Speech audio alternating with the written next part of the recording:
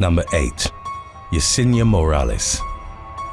On July the 18th of 2021, a Colombian lawyer and her boyfriend went to a popular bungee jumping spot that was located on a bridge in the town of Amaga. Having never bungee jumped before, 25-year-old Yesenia Morales was later described to have been quite nervous while awaiting her turn in line. There were approximately 100 people on the viaduct that day, and subsequent reports indicated that Morales and her boyfriend were roughly the 90th visitors to take the plunge into the 150-foot gorge. Morales' partner was up first. After attaching the bungee cord to his ankles, the workers gave a signal that he was prepped and ready to jump. Morales, in a state of confusion, brought on by her extreme anxiety, misconstrued the signal as being meant for her, and she mistakenly jumped off the bridge without a cord attached to her. The young woman's tragic leap was recorded by another tourist on a nearby cliff, and the video was widely shared on social media in the incident's aftermath.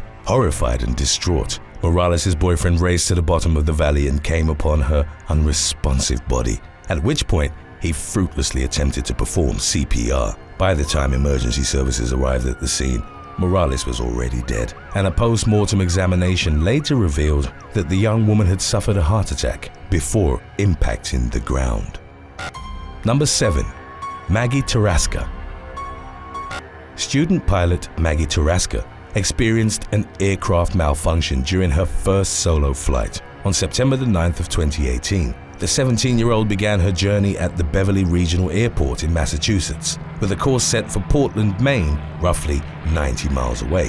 Shortly after taking off, however, the plane Tarasca was piloting lost its right main landing gear wheel. Speaking after the incident, the teenager detailed how she desperately tried to suppress her overwhelming stress and anxiety as she coordinated with the air tower on how to land the craft safely. Beverly Airport manager Gloria Bouillon later revealed that Tarasca became emotional upon being informed that she would need to perform an emergency landing with only 2 of the plane's 3 wheels. The pilot reportedly circled the strip for about 30 minutes until she felt comfortable and calm enough to land. Tarasca's mother and father, both of whom had ample flying experience, nervously watched from the ground below as their daughter approached the runway on which she'd been told to direct her landing. To assist in the teenage pilot's dangerous and nerve-wracking maneuver, the airport temporarily shut down so as to mitigate potential distractions. With help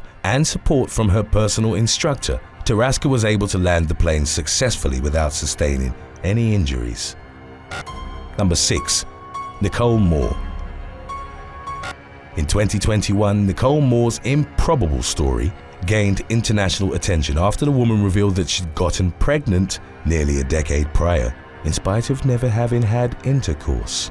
According to the 28-year-old supply teacher from Portsmouth, Hampshire, she suffered from a medical condition that precluded her from having intercourse or using certain conventional feminine care products. Moore and her boyfriend reportedly found alternative ways of being intimate with one another, which ultimately led to her unintentionally getting pregnant at the age of 18. After her story was widely disseminated on social media, Moore was playfully nicknamed Virgin Mary. The young woman detailed how she didn't officially lose her virginity until she was already 5 months pregnant, which she'd accomplished with the help of a physical therapist who'd reduced the severity of her condition.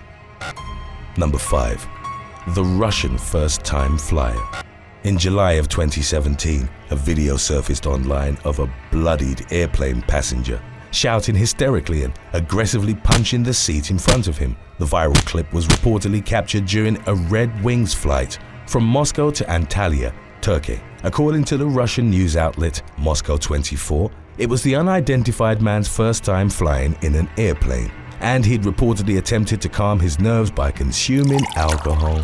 He soon became unruly and frantic, however, and his drink was therefore confiscated by the flight crew. Enraged, the man then reportedly began pacing through the aisle of the cabin, demanding other travelers give him their alcoholic beverages. In an attempt to quell the frenzied passenger, flight attendants tried tying seatbelts around him to keep him restrained in his seat. The man resisted and in doing so forcefully hit his face on the back of the seat in front of him. In a later portion of the video, several other passengers were shown forcing the man to lie down while they restrained him with seatbelts. A traveler seated behind him also wrapped their arms around his neck to keep him seated. Upon the plane's arrival in Turkey, the belligerent passenger was taken into custody by local law enforcement. Although he and his family had taken the flight to Antalya for a holiday in the Turkish resort city, it was reported that they were immediately rerouted back to Russia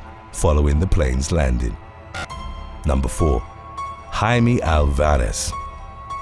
Jaime Alvarez, a public defender from Santa Clara County, California, took a trip to Spain in July of 2019 to take part in the annual Running of the Bulls in Pamplona. During the first run of the San Fermin Festival on the 7th of the month, 46-year-old Alvarez reportedly ran most of the roughly 900-yard course. The pack of animals was then released, and by the time Alvarez entered the bullfighting arena, they'd already caught up to him. Threatened by the raging bulls, he scaled a nearby fence for safety and waited until most of them had left the area to climb down. He then pulled out his cell phone in order to capture a selfie, which he wanted as a souvenir from his first visit to the famous Spanish festival. Before he could take the picture, however, Alvarez was trampled and gored by a charging bull that had strayed from the rest of the pack. The tourist later recounted how he didn't realize the extent or severity of his injuries until he touched his neck and his hand came away covered in blood. A bystander pulled Alvarez to safety and he was then transported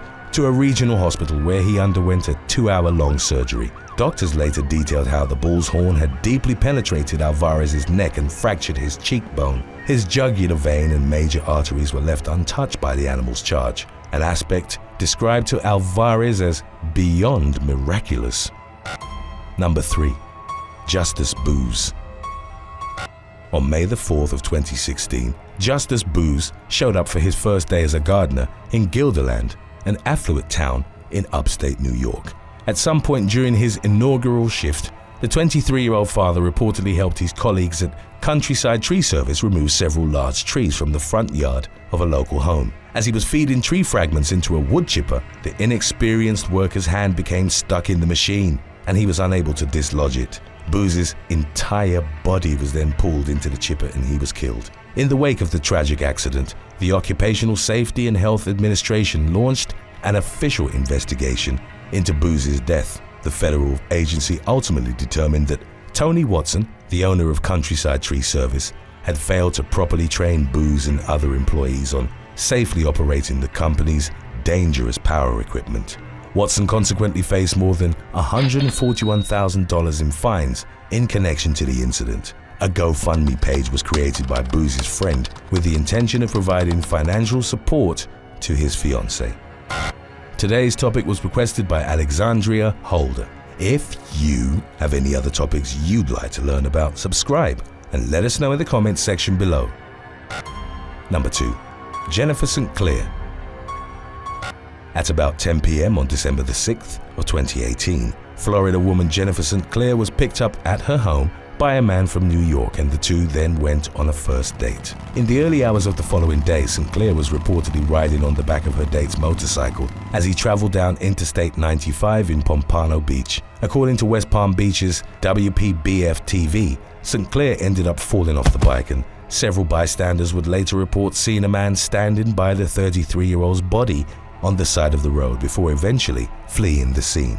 A lawsuit filed by St. Clair's family alleged that the individual described by eyewitness testimonies was the man with whom she'd been on a date. The lawsuit accused him of abandoning the woman after realizing she was critically injured. Florida Highway Patrol officials reported that multiple drivers accidentally ran over the woman's body around 1:30 a.m. and she was ultimately found dead at about 3 a.m. The motorcycle rider, later named as Miles McChesney, was cleared of any wrongdoing following an official investigation by the Highway Patrol, and subsequent reports indicated it was unlikely he'd face criminal charges in connection to the incident. Number 1. Gianna Triplicata. After graduating from high school in May of 2020, Gianna Triplicata planned a thrill-seeking outing with her grandmother at Skydive Atlanta, based at the Thomaston-Upson County Airport in Georgia.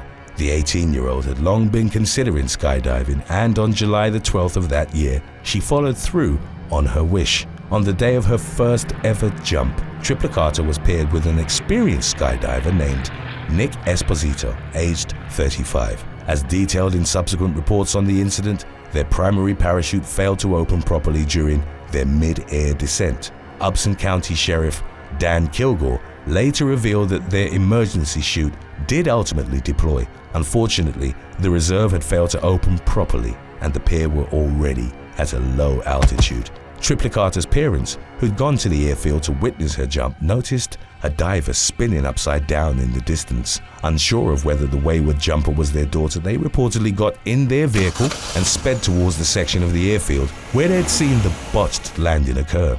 A sheriff's deputy was already at the scene, however, and he kept the teen's parents away from the diver, whom they learned was in fact their daughter. Both Triplicata and Esposito died at the scene following a devastating impact. The fatal incident was described as a freak accident in the wake of the two deaths, and a GoFundMe campaign was set up by family friends of the Triplicatas in order to help cover the cost of funeral expenses. Thanks for watching. Would you rather every flight feel like your first time on a plane, or always get terribly nauseous when you ride in a car? Let us know in the comments section below.